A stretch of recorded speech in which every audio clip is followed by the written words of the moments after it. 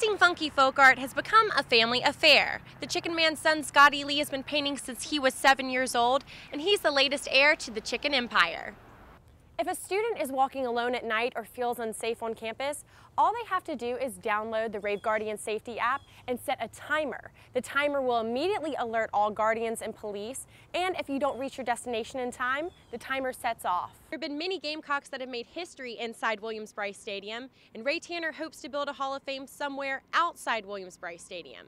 The Hall of Fame will not only attract Gamecock fans, but future students and athletes.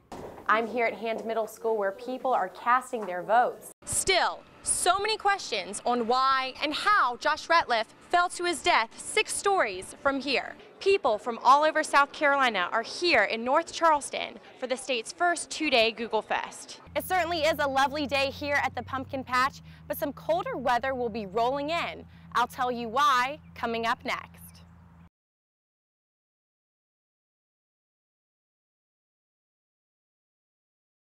It's a special event that we get a chance to honor the best. Each year, Gamecocks are inducted in the Hall of Fame, which has plenty of members, but no building to display awards. The university's athletic director, Ray Tanner, says that's going to change and plans on building the Hall of Fame in the near future. Well, I don't want it to be 10 years. I want it to be inside of maybe 4 to 6, somewhere in there. Most USC trophies are scattered all across campus.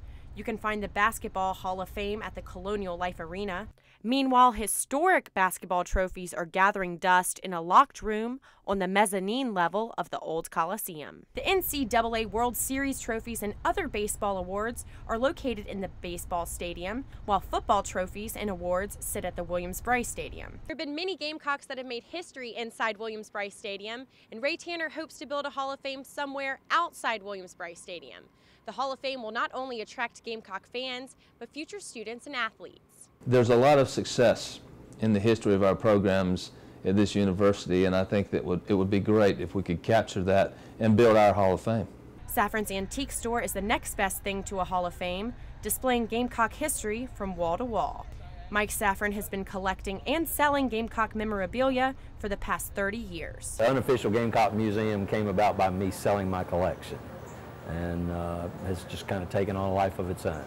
Former Gamecock baseball star Tommy Moody met me at Saffron's and relives his glory days by looking at memorabilia. He handles the Hall of Fame induction ceremony every year and would like to see this type of memorabilia at USC's very own Hall of Fame so fans can see Gamecock greats like Heisman Trophy winner George Rogers. If you had a Hall of Fame museum, you could go in and see them anytime. You could show them to your children, your grandparents, your family. If you're a student, when they come into town to visit you, it'd just be invaluable for Carolina. Todd Ellis, the Gamecocks' all-time leading passer, also thinks building a Hall of Fame is a good thing for the university. If you want to be a big-time player in the SEC, you have to look big time. And to look big time, you've got to look at your past, you've got to look at your tradition. Tanner is optimistic that a Hall of Fame will happen during his time as athletic director. A Hall of Fame is very important for us in the Department of Athletics, and hopefully we'll be talking about it in years to come in a completion phase. In the meantime, Gamecock memorabilia will be waiting for its moment to shine in the Hall of Fame. I'm Jennifer Blencowe, Carolina News.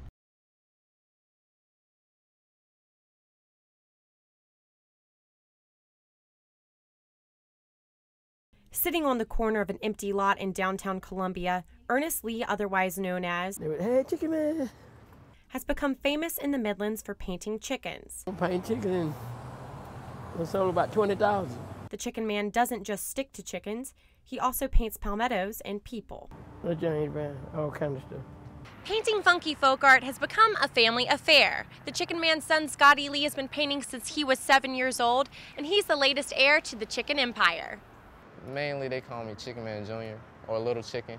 Scotty Lee, who is 19 years old, has always wanted to be an artist like his dad. Anything my dad did, I wanted to do. I wanted to copy him, and here I am today, doing the same thing he's doing. Scotty learned how to paint from watching The Chicken Man.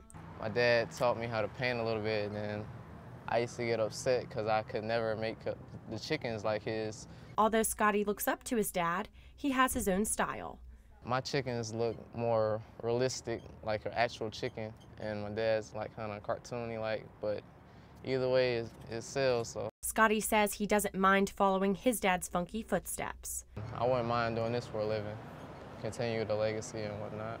Although his dad is more well-known, there's no competition between the two.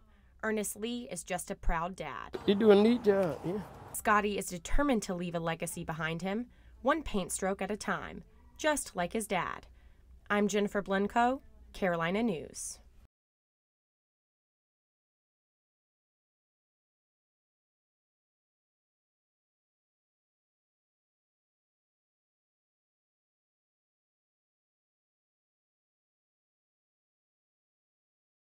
Live with coverage you can count on. This is News 2 at 6. Good Sunday evening. Thanks for joining us. I'm Jennifer Blencowe. It's less than a week since a shooting at Northwoods Mall, and today, North Charleston police respond to shots fired in a very public place on Rivers Avenue. No one was hurt, but shoppers say they should not be subjected to fear and violence.